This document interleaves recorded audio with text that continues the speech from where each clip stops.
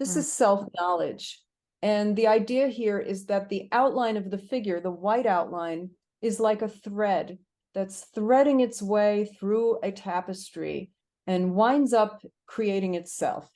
And so it's this white thread is going through a landscape of experience. The tapestry represents as if somebody were making a story quilt of their own life, but there's no content filled in here because I want it to be universal. So it's just colors and interlocking shapes, as if this is the person's life experience. And as he or she makes their way through, they wind up creating themselves. And there's a spark in the middle at the heart. So this is personally one of my personal favorites because it's in this style, and I love the two different palettes that I employed here. This is very challenging for me personally to employ two different palettes within a painting. Marc Chagall does this all the time, and I have envied his ability to do that all my life. Like, how does he do that? You've and done it to do that here. Yes. So that's self-knowledge. That's the one. That's one of them that also makes me think of those. I don't know what the group of painters would be called, but you know, I saw that Helma F. Clint. Cubists.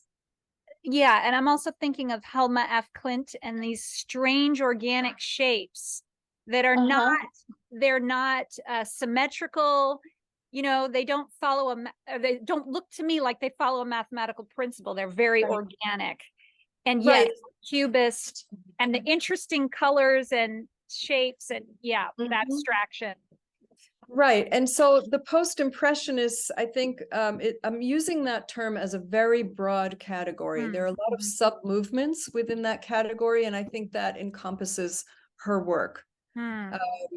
At a time when reality was being exploded, not only by new technology, but as well the theory of special relativity that Einstein released into the world, I think about 100 years ago, if I'm not mistaken, really had a huge impact on philosophy and art and literature, because the idea that time and energy are that E equals mc squared, it really got people thinking in new directions and breaking out of patterns of reality. So the asymmetry itself and the seeming randomness of her work and of abstract expressionists and post-impressionists is an expression of this, that we can explode reality, we can rebel against reality, we can rebel against industrialization, we can rebel against fascism and war. So art was very much a rebellion against the establishment and the status quo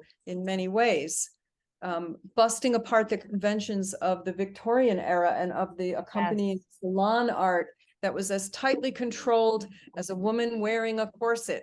Yes. So, and also the spiritualists. Sorry? I was going to say also the spiritualists that were, and then you've got Carl Jung coming in again, who did understand the connection with the primitive art, the primary art of other cultures. Yes. Fascinating. And by the way, those, for people who are listening to this, what feels like a very intimate, private conversation, these are the kinds of conversations and sharing that we've had throughout this whole process that's made it so rich and beautiful. And so it's fun to have them again. Yes. Yeah.